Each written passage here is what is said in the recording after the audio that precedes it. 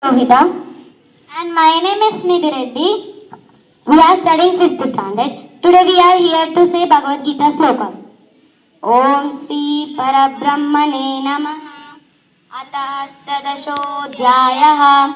Moksha Sannyasa Yogaha. Arjuna Uvacha.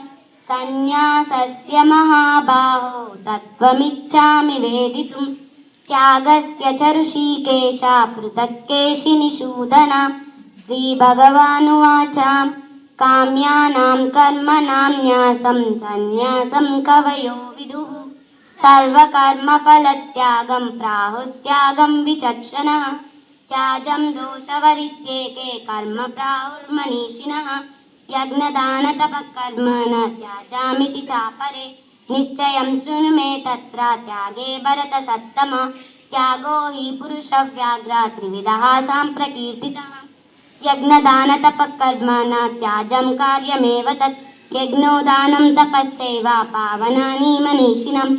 Thank you. We thank Rani teacher for making us to learn.